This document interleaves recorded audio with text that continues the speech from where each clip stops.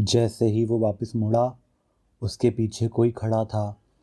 धीरे धीरे उसने गर्दन घुमाई और सामने शांति देवी खड़ी थी। आज की कहानी कमज़ोर दिल वालों के लिए नहीं है। अगर आप ये कहानी रात में अकेले सुन रहे हैं तो सावधान रहिए, क्योंकि कुछ कहानियाँ सिर्फ सुनी नहीं जाती, वो आपके पास आ जाती हैं। उत्तर प्रदेश के एक छोटे से गांव में एक औरत रहती थी, शांति देवी। वो बहुत शांत स्वभाव की थी, लेकिन गांव में लोग कहते थे कि उसके साथ कुछ ठीक नहीं है। उसका पति शहर में काम करता था और महीनों तक घर नहीं आता था। धीरे धीरे लोगों ने नोटिस किया कि शांति देवी अक्सर रात को घर के बाहर अकेले बैठकर किसी से बातें करती है, जबकि वहाँ कोई नहीं होता था। एक दिन अचानक खबर फैली कि शांति देवी ने अपने ही घर में फांसी लगा ली। गांव वाले इकट्ठा हुए, दरवाज़ा तोड़ा गया और वो सच में अंदर लटकी मिली। सब कुछ सामान्य लगा, आत्महत्या।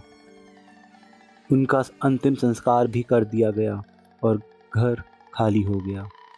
लेकिन असली कहानी उसके बाद शुरू हुई। पहली रात ही पड़ोसियों ने अजीब चीज़ नोटिस की।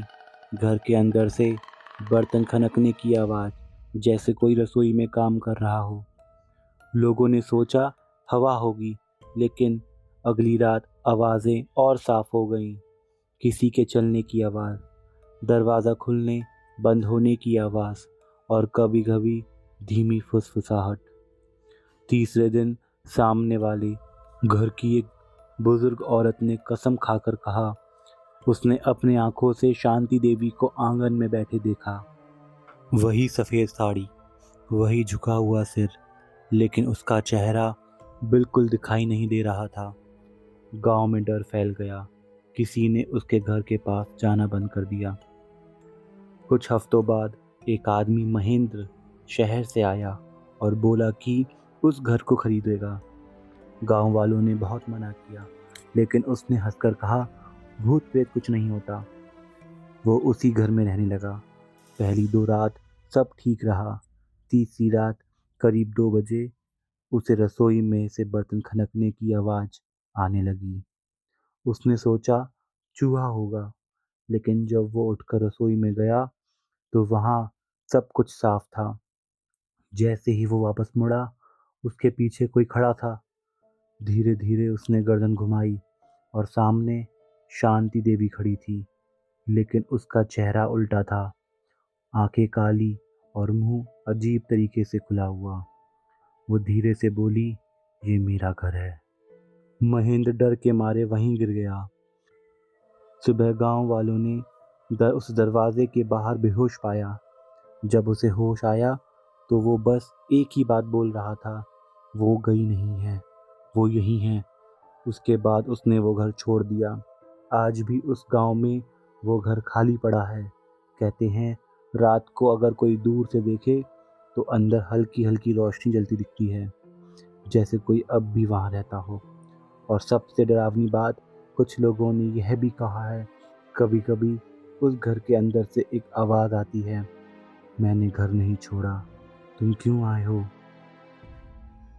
ये कहानी पुलिस रिकॉर्ड में नहीं मिलेगी, लेकिन गांव में ऐसी घटनाएं किसी के साथ हुई थी कहकर सुनाई जाती हैं। और अजीब बात यह है कि अलग अलग गांव, अलग अलग लोग, लेकिन कहानी लगभग एक जैसी होती है। वो रात जब मैंने खुद को अपने कमरे में देखा, उस रात में बिल्कुल अकेला था। घर में सब लोग शादी में गए थे और मैंने बहाना बना दिया कि मुझे पढ़ाई करनी है। सच कहूँ तो मुझे अकेले रहना अच्छा लगता था, लेकिन उस दिन जो हुआ उसके बाद मैं कभी अकेले नहीं रहना चाहता। रात के करीब 12:30 बजे मैं अपने कमरे में था, मोबाइल चला रहा था। सब कुछ बिल्कुल नॉर्मल था। बाहर हल्की हवा चल रही थी और खिड़की के पर्दे धीरे धीरे हिल रहे थे। तभी अचानक मुझे लगा कि कमरे में कोई और भी है। पहले मैंने इसे इग्नोर किया, सोचा दिमाग का वहम होगा, लेकिन कुछ सेकंड बाद मुझे साफ महसूस हुआ कि कोई मुझे देख रहा है। मैंने धीरे धीरे सिर उठाया और कमरे में इधर उधर देखा। कोई नहीं था। मैंने खुद को समझाया कुछ नहीं है, लेकिन जैसे ही मैंने फिर से मोबाइल की तरफ देखा, स्क्रीन अपने आप बंद हो गई। मैंने पावर बटन दबाया, लेकिन मोबाइल ऑन ही नहीं हो रहा था। तभी कमरे के कोने से टक टक की आवाज़ आई, जैसे कोई दीवार पर उंगली मार रहा हो। मेरे हाथ ठंडे पड़ गए। मैंने हिम्मत करके उस तरफ देखा और वहाँ कोई खड़ा था। मैं खुद। वो मैं ही था। वही चेहरा, वही कपड़े, लेकिन उसकी आंखें पूरी काली थी और वो मुस्कुरा रहा था। मैं हिल भी नहीं पा रहा था। वो धीरे धीरे मेरी तरफ बढ़ा और बोला, तू यहाँ क्या कर रहा है? मेरे मुंह से आवाज़ नहीं निकल रही थी। मैंने कोशिश करते हुए कहा, मैं यहीं रहता हूँ। वो हंस पड़ा। नहीं, ये जगह मेरी है। कुछ बदलने लगा। कमरे की लाइट अपने आप बंद हो गई। अब सिर्फ खिड़कियों से आती हल्की चांदनी नजर आ रही थी। वो मेरे बिल्कुल पास आ गया और धीरे से बोला, तू देर से आया है। मुझे लगा मैं बेहोश हो जाऊंगा। आखिरी पल उसने अपना हाथ मेरे कंधे पर रखा और जैसे ही उसने मुझे छुआ, सब कुछ ब्लैक हो गया। सुबह जब मेरी आँख खुली, मैं अपने बिस्तर पर था। सब कुछ नॉर्मल था। मैंने सोचा शायद सपना था, लेकिन जैसे ही उठकर मिरर के सामने गया, मिरर में मैं ही खड़ा था, लेकिन मैं हिल नहीं रहा था और रिफ्लेक्शन धीरे धीरे मुस्कुरा रहा था।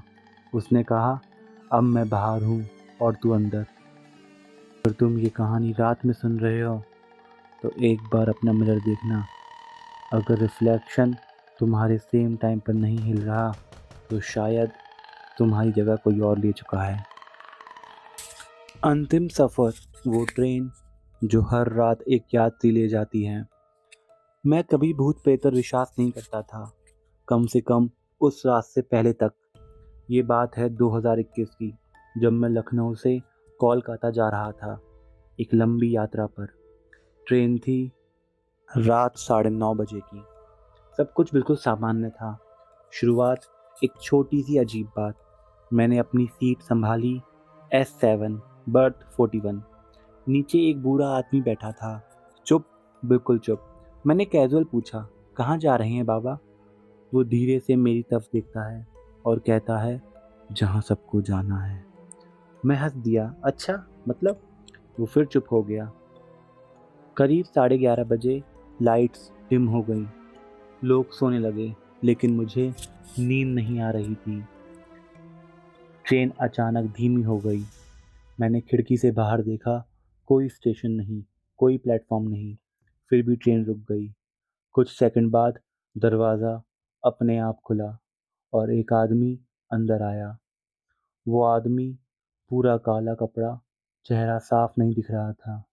वो धीरे धीरे अंदर आया और हर सीट को देखने लगा, जैसे वो किसी को ढूंढ रहा हो।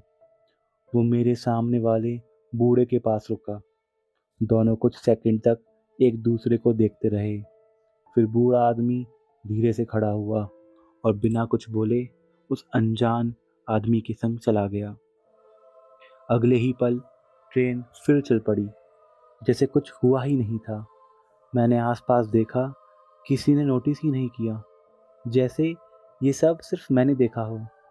दूसरी रात ऐसा एहसास हुआ, करीब 2 बजे।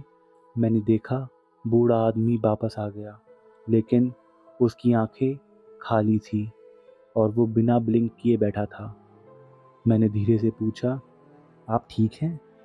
वो मेरी तरफ देखता है और कहता है, अगली बारी तुम्हारी है। डर शुरू हो जाता है। मेरा दिल तेज धड़कने लगा और मैंने सोचा शायद सपना है। लेकिन 2:30 बजे ट्रेन फिर उसी जगह रुकी। ना स्टेशन, ना कुछ। दरवाज़ा फिर खुला। वही आदमी अंदर आया। इस बार वो सीधे मेरी तरफ देख रहा था, जैसे वो मुझे ही ढूंढ रहा था। मैंने भागने की कोशिश की। मैं उठा और अगले डिब्बे की तरफ भागा, लेकिन हर डिब्बा वही था, वही सीट, वही लोग, वही बूढ़ा आदमी। जैसे मैं लूप में फंस गया हूँ। मैं वापस अपनी सीट पर आया। वो आदमी मेरे सामने खड़ा था और धीरे से बोला, चलो। मैंने कहा, कहाँ? वो मुस्कुराया, जहाँ से कोई वापस नहीं आता।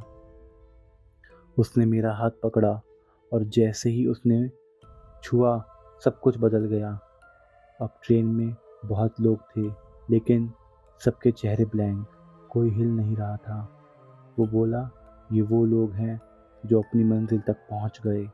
मैं चिल्लाया, मुझे जाना नहीं है, मुझे जाने दो। वो धीरे से बोला, हर रात इस ट्रेन से एक यात्री जाता है। मैंने झटके से हाथ छुड़ाया और दरवाजे की तरफ भागने लगा।